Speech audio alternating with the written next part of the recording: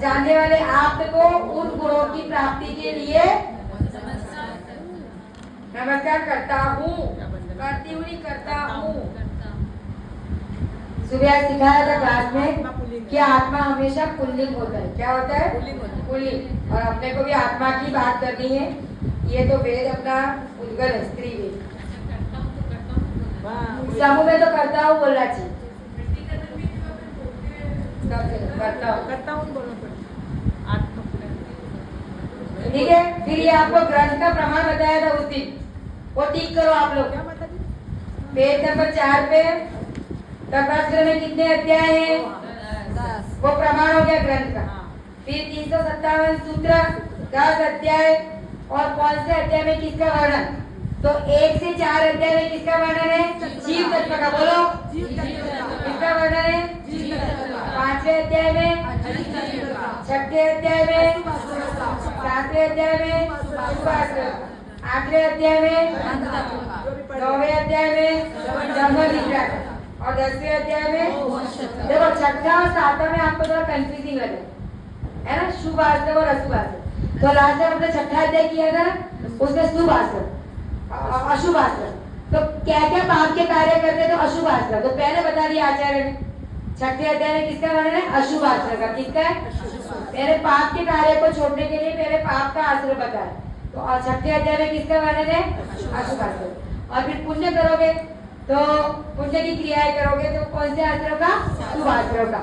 7वें अध्याय में शुभ आश्रम का, और 8वें में बंध का पढ़ ही रहे अपन।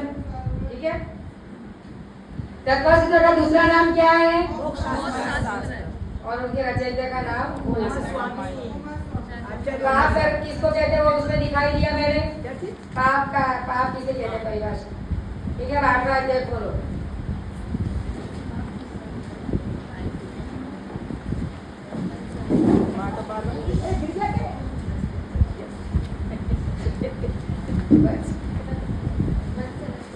चलो, सबसे पहला सूत्र है मिथ्या दर्शन, अवैधि, प्रमाद, कषाय और योग। ये 5 कर्मबंध के कारण है। 8वां अध्याय। तो ये 5 कारण आने चाहिए आपको। बोलो, मिथ्या दर्शन, अविरति, प्रमाद, कषाय, योग, बंध, हेतव। यानी मिथ्या दर्शन, अविरति, प्रमाद, कषाय और योग, ये 5 कर्मबंध के कारण है। आ गया समझ में? कर्मबंध के कारण है कौन से?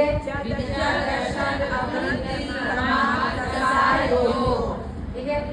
और तत्व के श्रद्धा न होने को क्या कहते हैं? मिथ्या दर्शन।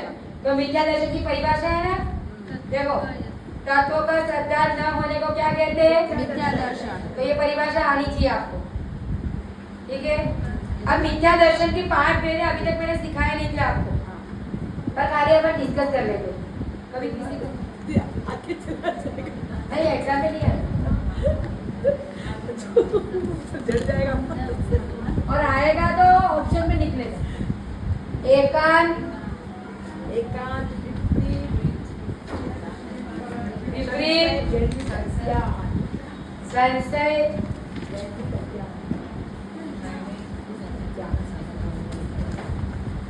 ये लिखो कॉपी में, लिखो आज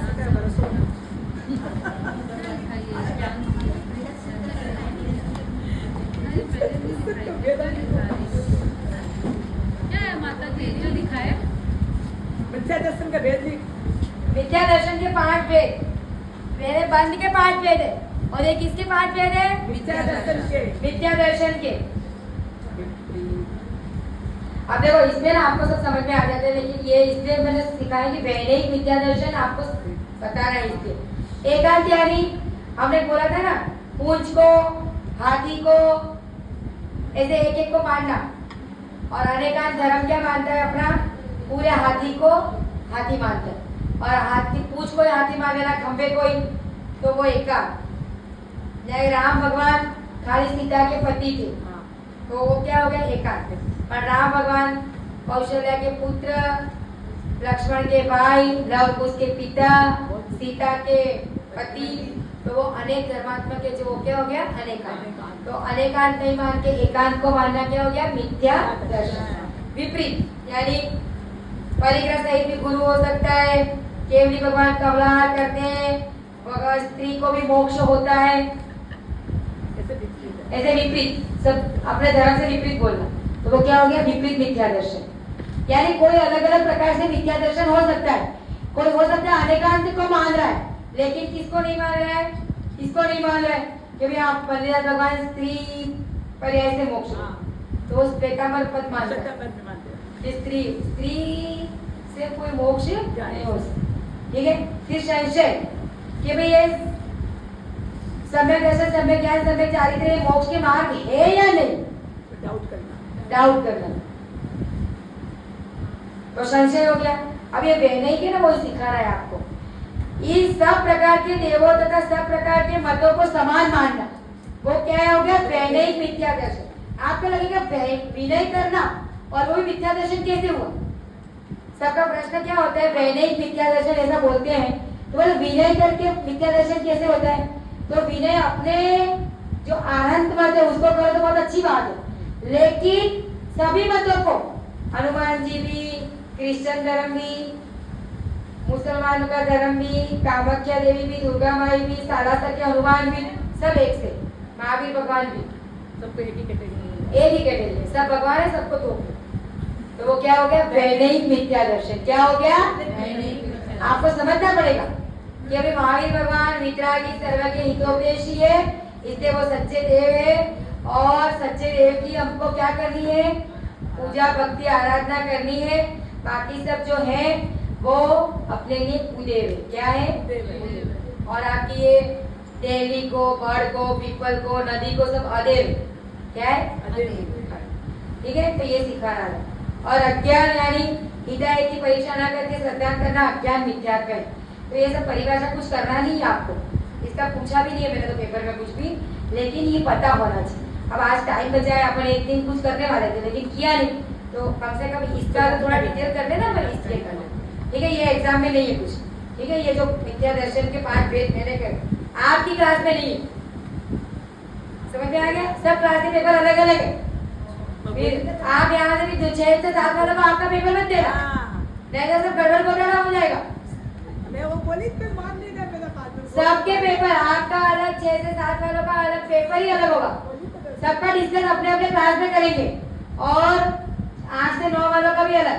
वो तो बेहतर कर सकता है, वो तो पूरा ही अलग नहीं, जे पुरुष का नहीं, लड़कियों का भी, उनको भी 8वां अध्याय पढ़ा है, पर उनका भी पेपर अलग है, सबका पेपर बिल्कुल अलग होगा। हम एक को बजाएंगे, एक 6 से 7, एक 4 से 5, एक 8 से 9, अच्छा पेपर अलग ही है पूरा। फिर एक दूसरे को पूछो तो कोई जवाब देगा, मुझे बोलेगा आप बताओ तो मैं क्या करूंगी।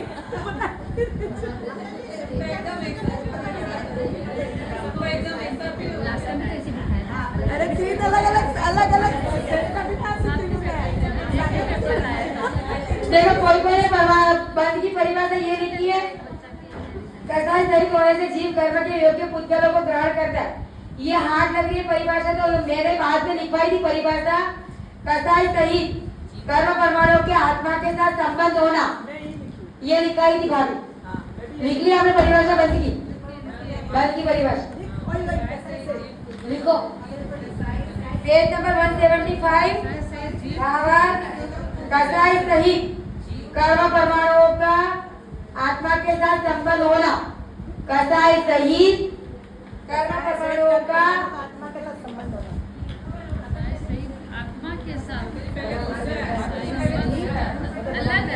तो इसलिए बोल रही कि ये याद करना, अगर वो रट ली तो वो करना, वो रट ली तो वो कर देना, जिसको जो आया वो लिखना सब सही है। बंद के पेज कितने पहले बंद के, क्या माता जी एक बात और बोलिए, कसाई सहित आत्मा का, कसाई सहित कर्म के परमाणुओं का आत्मा के साथ संबंध होना, कर्म परमाणुओं का आत्मा के साथ संबंध होना इजी है। कर्म परमाणुओं का आत्मा के साथ संबंध होना और कसाई सहित लगा देना।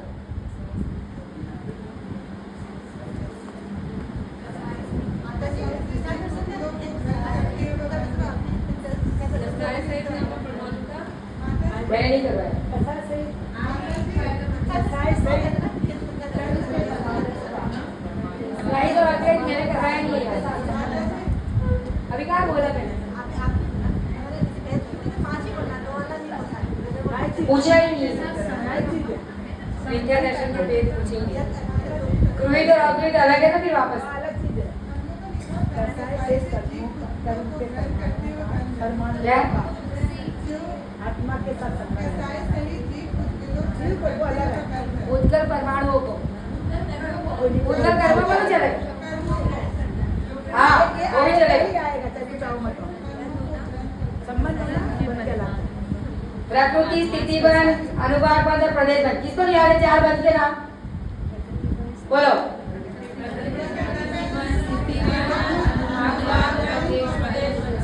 अब प्रकृति बंध के कितने भेद है? 8 कर्मों के नाम वो प्रकृति बंध के मूल भेद है। अगर प्रकृति बंध के भेद पूछे तो क्या लिखना है? 8 कर्मों का नाम। क्या लिखना है? ठीक है।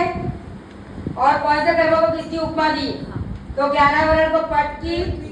आप लोग जो नहीं आए ना वो किसी की मुख लेके उतार देना। ढकना की वस्त्र को वस्त्र दिखाएगा पट या देवता के मुख को ऊपर ढकना ऊपर का वस्त्र ढकना। ढके हुए वस्त्र दिखाएगा। कुछ भी लिखो।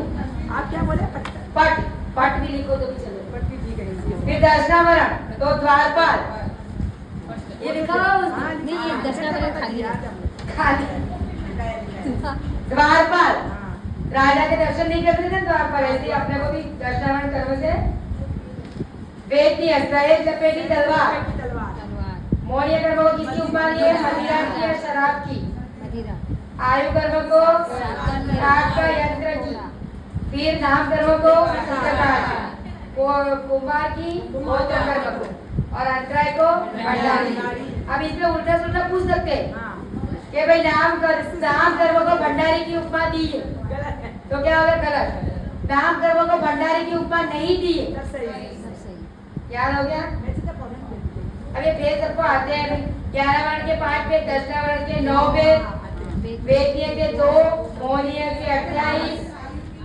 अब देखो मौर्य में आपको है ना मैंने नहीं पढ़ाया था अभी पढ़ा देते क्योंकि अभी अपना पूरा एक सब्जेक्ट वो कर दिया। आपको पता तो होगा ही। नाम कुछ याद नहीं कराया मैंने आज तक जो करवाया वही याद करना लेकिन आपको पता हो रहा चाहिए। ठीक है। तो जो कषाय तो दर्शन मौर्य के 3 भेद दिखवाए थे। दर्शन मौर्य के कितने भेद दिखवाए थे? 3 भेद। ठीक है। और चारित्र मौर्य के 25 भेद ये लिखवाया था इतना। अब ये उसमें होते हैं जो कषाय और अकषाय। क्या होता है? जो चारित्र मौर्य के 25 भेद है ना उसमें कषाय और अकषाय। तो जो 16 दिखाई दिया आपको वो क्या हो गई थी? कषाय। अनंतानुबंधी क्रोध मान माया लोभ, प्रत्याख्यान क्रोध मान माया लोभ, अप्रत्याख्यान क्रोध मान माया लोभ, प्रत्याख्यान क्रोध मान माया लोभ और संज्वलन क्रोध मान माया लोभ। अब किसकी बुक में लिखा हुआ है कि संज्वलन यानी कितने समय तक? फिर अंतर्मुहूर्त से 15 मिनट, 15 मिनट से 15 दिन, फिर 15 दिन से 6 महीने, 6 महीने से ऊपर। तो ये उसकी अवधि होगी। तो ये तो होगी कषाय। अब अकषाय जो शब्द लिखा है कषाय कषाय तो अकषाय वेदनी और कषाय वेदनी। तो जो हास्य रति अरति शोक भय जुगुप्सा स्त्री पुरुष और नपुंसक वेद ये 9 है ना उसको अकषाय वेद्य भी कहते हैं, उसको 9 कषाय भी कहते हैं, उसको ईशत कषाय भी कहते हैं क्योंकि ये कषाय है पर कषाय से कुछ कम है। तो हंसना भी क्या है? एक तरह का इसे सिखाने के लिए बोल रहे हैं। देखो हास्य रति अरति शोक भय जुगुप्सा पेज नंबर 180 नहीं आप खाली देख लो पुस्तक में लिखा हुआ है 180 पे 179 में हास्य जिसके उदय से क्या आवे? हंसी आवे वो हास्य कैसे होगी? रति जिसके उदय से विषयों में प्रेम हो वो रति। अरति जिसके उदय से विषयों में प्रेम न हो वो अरति।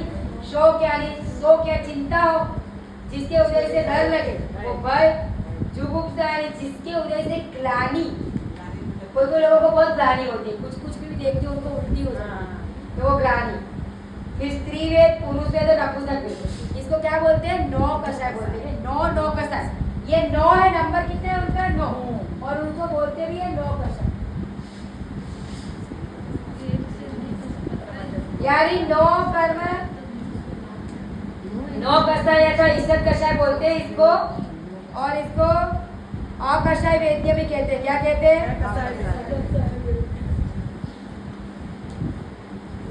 अकषाय वेद्य। अकषाय वेद्य के 9 वेद है, हाथ से भी एक कषाय है, ये आपको पता होना चाहिए। ठीक है,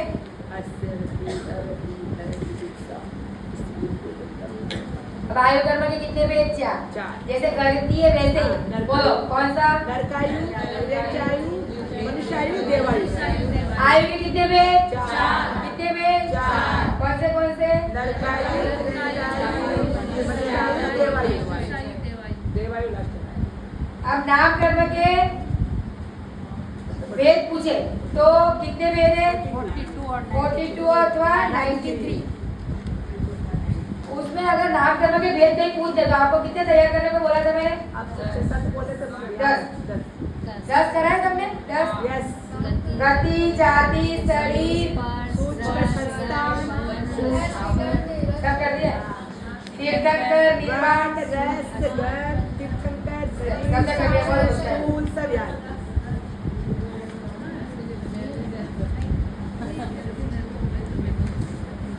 अब गोत्र कर्म के 2 वेद, उच्च गोत्र और नीच गोत्र। इनकी दोनों की परिभाषा आपको आनी चाहिए। जो लोकमान्य कुल में उत्पन्न और जन्म हो उसे उच्च गोत्र, और लोक नित्य जिस कर्म के उदय से ऐसा लिखना पड़ेगा। जिस कर्म के उदय से लोक नित्य कुल में जन्म हो उसे क्या कहते हैं? नीच गोत्र कर्म। और अंतराय के कितने वेद? 5। ज्ञानांतराय का परिभाषा यहाँ लिखी हुई है, वो आपको आनी चाहिए। जिसके उदय से जीव दान की इच्छा रखता हुआ भी दान न कर सके उसे क्या कहते हैं? ठीक है, दान की इच्छा करते, इच्छा दान न करे, वही तो। अंतराय के कितने वेद है? और स्थितिबंध, उत्कृष्ट स्थितिबंध और जगन्य स्थितिबंध है ना? तो उत्कृष्ट स्थितिबंध ज्ञानावरण, दर्शनावरण, देवी और अंतराय का 30 कोड़ा-कोड़ी सागर, मौर्य का 70 कोड़ा-कोड़ी सागर, नाम और गोत्र का 20 कोड़ा-कोड़ी सागर और आयु कर्म का 23 सागर। ये उत्कृष्ट हो गया। और जगन्य में सबसे पहले कौन से गोत्र 2 कर्म लिए? वेद्य कर्म के 12 मुहूर्त, वेद्य कर्म के 12 मुहूर्त की, नाम और गोत्र की 8 मुहूर्त और बाकी 5 कर्मों की अंतर मुहूर्त। अंतर मुहूर्त किसे कहते हैं? जो मुहूर्त से एक मुहूर्त कम हो, मुहूर्त में एक समय कम, उसे क्या कहते हैं? अब अनुभाग और अनुभव, विपाक को अनुभव, तो अनुभव यानी क्या होगा? अनुभव। विपाक यानी क्या होगा? विविध प्रकार के फल देने की शक्ति का परिणाम, पूरा शब्द ही उसका अर्थ क्या हो गया? विपाक। क्या हो गया? विपाक। ये आएगा क्या? विपाक का अर्थ तो आना ही चाहिए। इनका कहाँ पे विपाक? 192 विपाक को अनुभव है ना, टिक करी हुई है। तत्तस्य निजरा, विपाक का विपाक, इधर उधर पेज पे ये रहा विपाक को अनुभव। हाँ, विभिन्न प्रकार के फल देने की शक्ति का पढ़ना ही अनुभव अथवा अनुभाग है। लिखा है कि नहीं लिखा है? वो अनुभव बन का बोल रहे हो? वही अनुभव, उसका नाम अनुभव भी है दूसरा। अच्छा। फिर अभी अनुभव देख के फिर ऐसा बच्चे ने क्या पूछ लिया?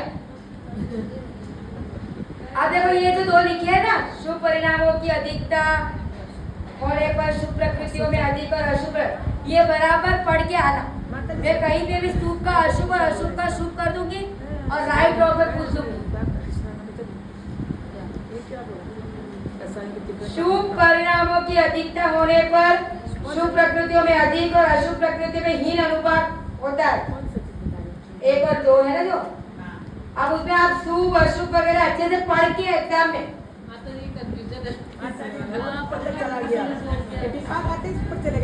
विपाक का परिभाषा बता दीजिए माता जी, किस लेवल में? विविध प्रकार के फल देने की शक्ति ही अनुभाग है। वही अनुभाग, वही विपाक, वही अनुभव, एक ही है। अनुभव तीनों एक ही है ना? हाँ, वो एक ही है। तीनों एक ही चीज है। विपाक, अनुभाग, अनुभव सब कर्मों के फल देने की शक्ति को अनुभाग कहते हैं, अनुभव कहते हैं, या वही विपाक। आपने कर्म बांध दिया, देखो फल देगा ना उस शक्ति, कितनी शक्ति से देगा। शुभ परिणामों की अधिकता होने पर शुभ प्रकृतियों का अधिक और अशुभ प्रकृतियों का हीन अनुभाग होता है। अब इसमें अच्छे से पढ़ना, कंफ्यूजन कुछ नहीं होगा, समझा हुआ है तो सब आएगा। शुभ परिणामों की अधिकता होने पर शुभ प्रकृति में अधिक और अशुभ प्रकृति में कम होगा। तो हाँ। शुभ में ज्यादा होता है, अशुभ में कम होता है, ये ध्यान रखना ना माता जी। आप शुभ परिणामों की अधिकता होने पर शुभ प्रकृति में ज्यादा और अशुभ प्रकृति में हीन यानी कम। हीन यानी कम लिखो। बोलना बहुत ही बोलना बहुत ही और स यथाना, तो जिस कर्म का जैसा नाम है वैसा ही अनुभाग पड़ता है। तटस्थ निर्जरा, तीव्र फल या मध्यम फल दे चुकने के बाद कर्मों की क्या हो जाती है? निर्जरा। तो कल सिखाया था कर्म के उदय में आकर आत्मा से पृथक हो जाना, क्या है? निर्जरा। अब लिखा है मैंने, कर्म में उदय में आकर आत्मा से पृथक नहीं हो जाना निर्जरा है। तो क्या हो जाएगा? गलत सेंटेंस होगा। ये पेपर बताती जा रही हूँ, समझ में आ रहा है ना? अब सविभाग निर्जरा और अविभाग निर्जरा। तो पहले निर्जरा के कितने भेद है? 2। अगर निर्जरा के भेद ऐसे पूछे तो 2 करके, एक सविभाग निर्जरा, एक अविभाग निर्जरा, ठीक है? तो स्थिति पूर्ण होने पर जो फल देकर आत्मा से कर्म पृथक होता है उसको क्या कहते हैं? सविभाग निर्जरा। और स्थिति से पहले ही, यानी उदय काल प्राप्त न होने पर भी, यानी स्थिति नहीं आने पर, अभी स्थिति आई नहीं है, उदय आया नहीं है कर्म का, लेकिन तप के द्वारा बीच में फल भोगकर उसको गिरा देना या अथवा क्षय कर देना। क्या अविभाग निर्जरा की परिभाषा आनी चाहिए आपको? राइट, रॉन्ग और फिल इन द ब्लैंक्स में आएगा ही आएगा ये सब। आपको रटोरी के कोई नहीं, पर ऐसे देख के पता चल जाएगा। और प्रदेश बंद की परिभाषा कल लिखवाई थी। आत्मा के प्रदेशों में जो कर्म भूतल के अनंत अनंत प्रदेश है उसे प्रदेश बंद कहते हैं। ये गलत है क्या? परमाणु की संख्या को प्रदेश बंद कहते हैं। माता जी लिखाई थी, बड़े माता जी। वो उसमें आगे लिखवाया था। हाँ, तो गलत वो गलत नहीं, सही है ना? लिखोगे तो 5 मार्क्स दे देंगे, लेकिन अपन अभी प्रदेश बंद निर्जर में पढ़ रहे हैं ना। क्या लिखना है बताइए? तो मैं यही लिखी हुआ है, मेरा में तो यही लिखा हुआ है। यहाँ लिखा हुआ है, आप बताइए। आत्मा के प्रदेशों में जो कर्म रूप पंचगत के अनंत अनंत प्रदेश है उसे प्रदेश बंद कहते हैं। यानी आत्मा के जितने प्रदेश, कल समझाया ना, आत्मा के जितने प्रदेश है उसके ऊपर जितने कर्म के परमाणु के प्रदेश लगे हुए वो प्रदेश बंद हुआ। आत्मा के खुद के प्रदेश नहीं, उसके अलावा जो कर्म परमाणु के प्रदेश है उसको प्रदेश बंद कहते हैं। आत्मा के प्रदेशों में जो कर्म रूपी पुद्गल के पुण्य अलावा प्रक्रिया कितनी है? हाँ? पुण्य प्रक्रिया कितनी है? 68। कितनी है? 68 प्रकृतियां कितनी है? पुण्य कितनी है? पुण्य ऐसे टोटल कितनी प्रकृतियां है? 148। अगर आप 93 लिखते हो तो नाम कर्म की, और 42 लिखते हो तो 120 और 22, ठीक है? अगर आप 42 प्रकृति नाम कर्म की लिखोगे तो कितनी होगी टोटल प्रकृतियां? 120 ही होगी 120 या 122, ठीक है? और अगर आप 93 लिखते हो तो कर्म की कितनी प्रकृतियां है? और आना चाहिए आपको, ये तो पास कर्म की टोटल प्रक्रिया कितनी है? 148। कर्म की प्रक्रिया कितनी है? 8 कर्म की मिलकर टोटल प्रक्रिया कितनी है? 148। लिखो, 8 कर्मों की कुल प्रकृतियां 148 है। बोली थी कल में, मूल प्रकृतियाँ, कुल प्रकृतियां, कुल मूल नहीं। मूल प्रकृतियाँ 148 है। अब कल हमने शाम की क्लास में एक अनाउंसमेंट किया है कि जैसे ये आपकी सीरीज पूरी होगी 24 तारीख को, सुनो सब, कल जैसे हमने 6 से 7 वाली क्लास है उसमें अनाउंस किया है कि जैसे आपकी 24 तारीख को सीरीज पूरा होगा, 25 तारीख के शाम को 7 से पौने 8 बजे तक कर्णाली और दीपक पढ़ाया जाएगा। जिसको जिसको इंटरेस्ट है वो कर्णाली और दीपक पढ़ने आए। अब उसके अलावा आपके क्लास में होना था स्टॉप टेस्ट, तो स्टॉप टेस्ट आप लोगों को किसी को इंटरेस्ट है